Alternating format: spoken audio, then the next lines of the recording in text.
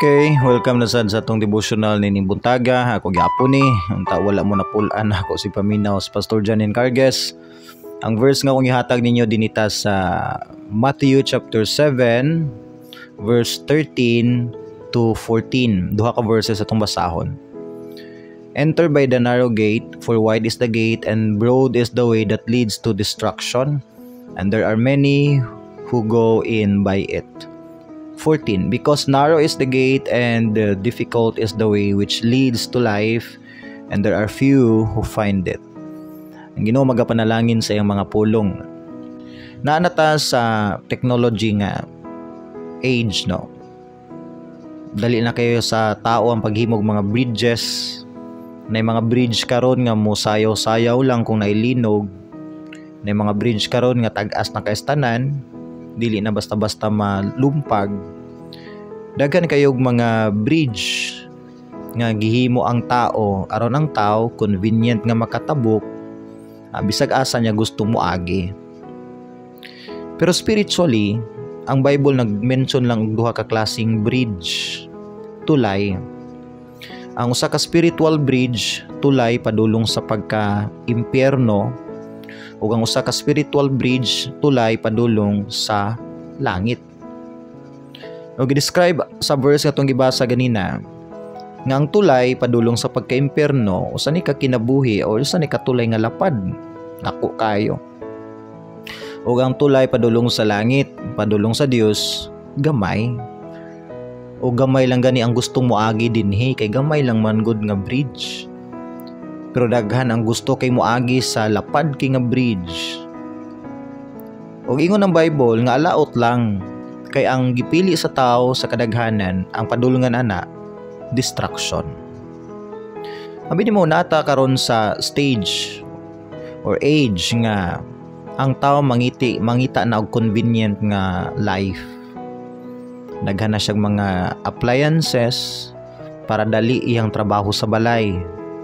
Ang tao nanay mga sakyanan, nanay mga gamit no para dali siya makaabot sa iyang adtuan. Na siya mga gadgets aron dali na lang para sa iya ang paghimo sa iyang mga paperworks, trabaho. Nanata sa age nga ang tao mas pilion niya ang convenient nga kinabuhi, kanabang dali nga kinabuhi ba, hayahay nga kinabuhi. Bahala nag walay klaro asa padulong or dili maayo ang padulngan basta kay convenient ug hayahay. Pero dili na mao ang gusto sa Ginoo nimo biya.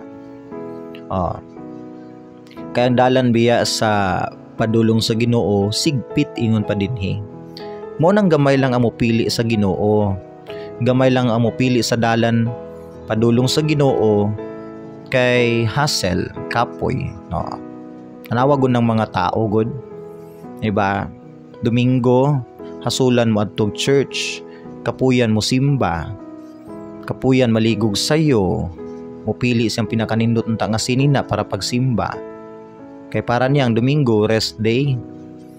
Pero Lunes ngadto sa Sabado dili kapuyon. Kay ngano man trabaho, nay sweldo, nay bonus. O siguro mobati jud kapoy pero pugson gyud. Kay lagi diha daw nakasalalay ang future sa pamilya sa panrabaho. Well, sakto na siya. Pero dili na to pasubraan. To the point nga nawala na sa passing ang Ginoo bitaw. Ang Ginoo ay hinungdan nganong natay trabaho. Siya naghatag nimog kumpanya, siya naghatag nimog boss, siya naghatag nimog idea, resources nga makahimo ka na nga business, siya naghatag nimog kaalam nga makagraduate ka, makapasar ka sa board exam. Di man na mahimo sa tao, gikan na tanan sa Ginoo. Pero lang sakit hunaon, gamay ra ang milingi og balik asa siya gikan. Gamay ra ang milingi sa Ginoo. Mas gipili gyapon sa tao ang hayahay nga kinabuhi, kanang kinabuhi ba nga walay bawal. Gusto magud ang tao kinabuhi nga walay magbuot, dili bawalan, dili istriktuhan. O gi-describe sa Bible nga mao na ang dalan sa lapad nga dalan. Ang lapad nga dalan naghulagway ni sa usa ka convenient nga life. Life ba nga walay magbuot, hawan kayo, dako kayo, bisag unsay imong buhaton, magdagandagan ka, magtambling-tambling ka, magligid-ligid ka, dili ka mahadlok kay lapad king dalan.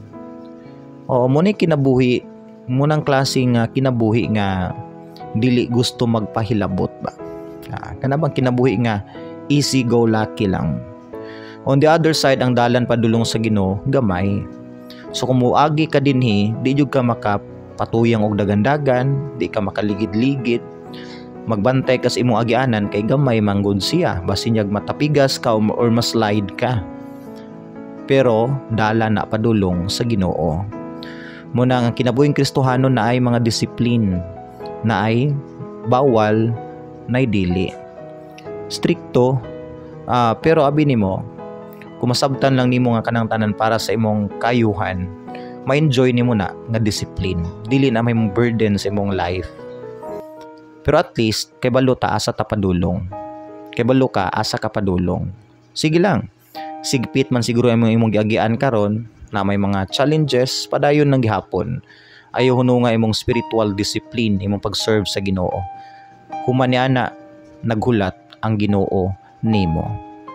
Ang Ginoo magapanalangin sa imong kinabuhi, magampo ta. Amahan, salamat kayo sa reminder once again nining ka adlaw Ginoo nga imong gi-remind nga dili mi Lord mo sundog sa kalibutan nga dali ang kinabuhi, walay nagbuot, walay nagbantay, pero dalan Lord sa pagkalaglag.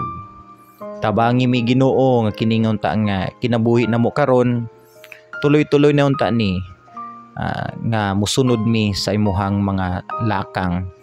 Straight unta mi Lord, ug human unta namo ni nga lumba, ug maabot mi diha sa finishing line. One day mo welcome ka namo, mopahiyom ka, ug mohugakos ka namo Ginoo, ug moingon, well done good and faithful servant. Salamat Lord, dagay mi kusog matag adlaw nga di mi ma-discourage ug maluya sa mga pagsulay. In Jesus' name we pray, amen and amen.